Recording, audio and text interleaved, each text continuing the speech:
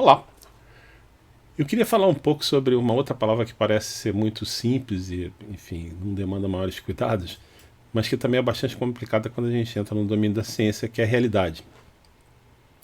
Uma concepção bastante comum e popular até do que seria ciência seria uma atividade que simplesmente descobre coisas que sempre estiveram lá, né? Que simplesmente diretamente a realidade impressiona o cérebro e a partir daí se produz conhecimento.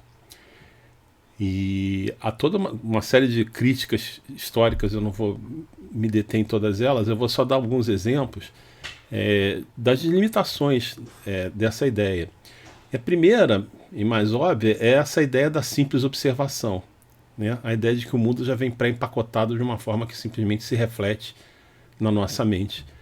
E conhecer é um ato, é um processo ativo de interação, e no caso da ciência, de exploração e de criação de coisas, que produz eventos, produz uma série de observações, e que o ato de fazer a investigação, ele em si já está embutido de teoria, o que em inglês é chamado de theory-ledness of observations, é a carga teórica das observações.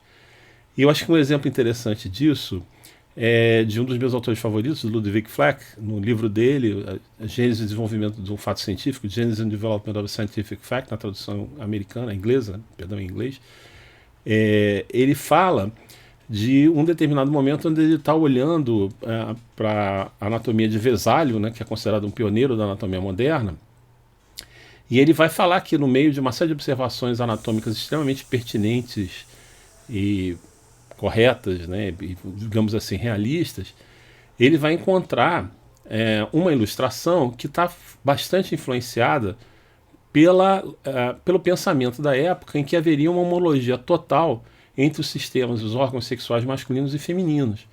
Então, da mesma forma que existe um duto deferente no homem, existiria alguma coisa semelhante na mulher, ele não só nomeia, como desenha isso. E aí o Fleck, que é esse desenho que eu estou mostrando agora, né? E Fleck vai dizer, ele vai tentar contrastar aquilo com o que seria a verdade, com o que seria o real. E ele fala que, na verdade, todos os livros que ele encontra, que ele vai encontrar em livros de anatomia, são representações estilizadas. Mesmo um livro de técnica cirúrgica que tem fotografia, essas fotografias são feitas segundo um plano favorável, tem diagrama, tem seta indicativa, e ele vai chegar à conclusão de que é impossível você comparar fatos contra fatos, mas que no tempo todo você está comparando perspectivas teóricas, teorias contra teorias, né?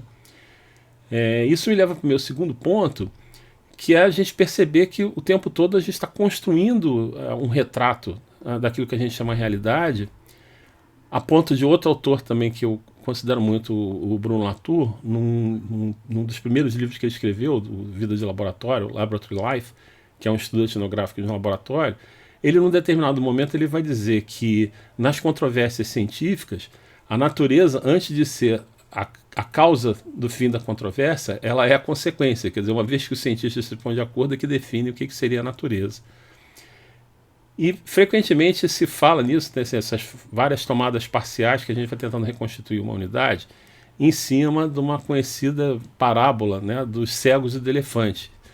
Que a gente, aqui está uma representação de uma imagem que eu achei na internet, eu não consegui encontrar atribuição, ela está espalhada em vários lugares. Aqui, muito a propósito, o papel dos supostos cegos são cientistas vendados que chegam no elefante, cada um toca numa parte, e dependendo da parte onde eles tocam, eles vão dizer que se trata de um elefante é uma lança, um elefante é um muro, um elefante é uma cobra, um elefante é uma árvore, e a totalidade do elefante escapa a todos eles. O problema é que essa parábola ela tem uma trapaça embutida dentro dela, né? E essa trapaça é a ideia de que existem pessoas que enxergam, né? contra aqueles que são cegos. E que essas pessoas que enxergam têm acesso a uma realidade superior, a um acesso superior à realidade do que aqueles cegos têm, e que eles sabem o que é um elefante, né? O que aconteceria se ninguém enxergasse? Que é essa imagem que a gente está vendo agora. Quem é que vai dizer o que é a totalidade do elefante, né? Então, um pouco essa é a produção da ciência, a partir dessa síntese dessas várias observações parciais que dialogam com a teoria, que dialogam com o instrumental técnico, que você vai produzindo recortes daquilo que a gente poderia chamar de realidade. E uma outra questão é que exigir essa ideia de realidade talvez nem seja necessária. Quer dizer, a ciência está muito voltada, principalmente a ciência, as ditas ciências duras, as ciências da natureza, estão voltadas para manipulação, para produção, para técnica. Né? Tanto é que tem alguns autores que falam em tecnociências como um bloco. E desse ponto de vista, o que a gente está preocupado em fazer é de criar modelos que permitem, de alguma maneira, antecipar, né, o que vai acontecer com aquele conjunto de situações que a gente está estudando, e permitir que a gente navegue no meio daquilo que a gente está tentando conhecer. E aí eu gostaria de fazer uma outra analogia, né, com a ideia do mapa. E aí vamos pensar, eu já usei esse exemplo várias vezes, imaginemos que eu vou, por alguma razão qualquer que não vier ao caso, eu quero ir a um determinado endereço em Paris, Rue de Figuier, número 1. Eu posso pegar uma fotografia de satélite, como essa que a gente está vendo agora, que é uma representação a mais, põe todas as aspas nisso, real possível da cidade. E ela pode inclusive indicar para mim onde esse endereço fica, mas isso não me ajuda muito, ou praticamente nada, para chegar nesse lugar. Né? Então, em vez desta real fotografia, eu vou ter uma representação estilizada que é um mapa de ruas. E aqui eu posso ver onde é que fica essa rua, onde é que é o endereço, o trânsito, etc, etc. Mas se eu não conheço a cidade, isso também me ajuda muito pouco. Né? Por outro lado, a ideia de real aqui, as ruas da cidade não tem pintado o nome dela no chão. Né? Isso é uma forma de representação que condensa uma série de coisas para facilitar a gente de andar. E aí, se eu quero chegar nesse endereço, eu vejo que tem uma estação de metrô que é próxima, né, Pont Marie, e aí eu vou olhar para o mapa do metrô. E o mapa do metrô eu perdi qualquer tentativa de fazer uma representação que seja fiel a essa suposta realidade cartográfica. Aqui eu tenho um mapa que me mostra as relações espaciais entre as diferentes estações e que me permite traçar o meu caminho de uma estação a outra. Então esse mapa aqui não é nada, e põe as aspas de novo, realista, talvez seja o mais útil para alcançar aquilo que eu estou querendo.